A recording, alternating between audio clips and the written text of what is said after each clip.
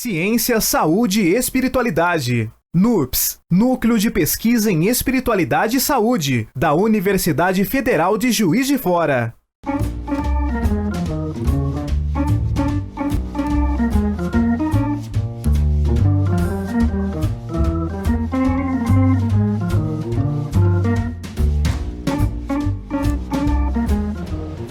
To talk about the relationship between history in the West and religion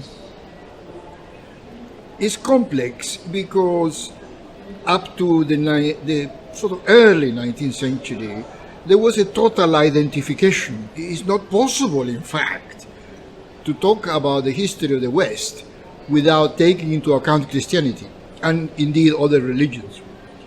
It is rather as a result of the Enlightenment when reason becomes secularized after 1750, 1760, that questions begin to be asked about what man is, what the meaning of life is, and so on and so forth.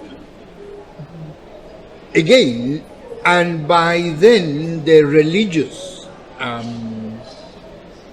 answer was not being taken as the only answer. This creates a major problem in the West.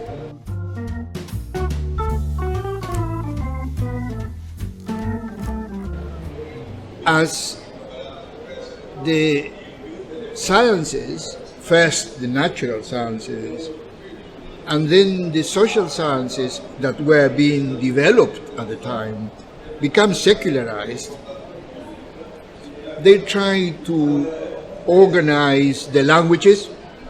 Part of the secularization is you could call the purification of terminology.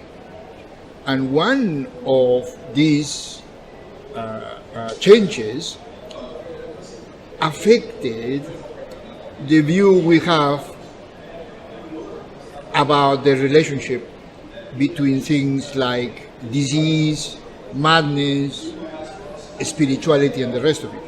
That's when the problem really starts. In some countries, like in France, the problem was less because the word esprit continued being used as mind. In the early 19th century, they began to translate it as mind, but in the mind of the French speaker, it always means more than mind. The same in German. Geistes has this kind of double meaning, means mind, but at the same time, there is a kind of hidden concept of a spirit, which is preserved. In English, however, and this may explain the great differences which occur later on, mind lost this capacity because in English we have mind and spirit as separate terms. And hence mind became very narrow and became only a psychological concept, and later on in the century it becomes a philosophical and a scientific concept, basically.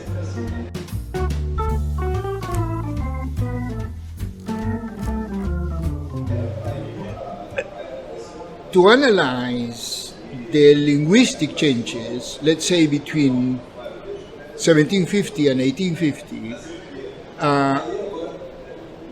in the terms which were used to refer to the mind and the spirit, is very important because it explains a great deal of the other changes.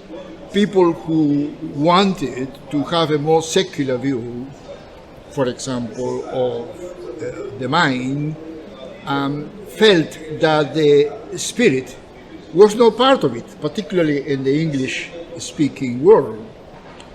I think that this has caused major problems.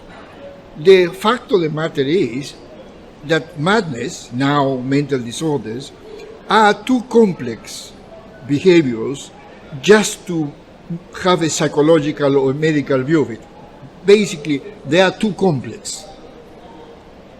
This complexity is not just a scientific complexity, it's a conceptual complexity. Hence, the idea that one can approach madness, mental disorder, psychosis, whatever you want to call it, from the perspective of spirituality should not be rejected. I cannot see how it could be rejected. So what we have is two approaches. On the one hand, there is this highly intellectualized, conceptual approach where a spirit, particularly in English-speaking world, must be included in the analysis of madness. In France and in Germany, it's easier because the same word is used for both.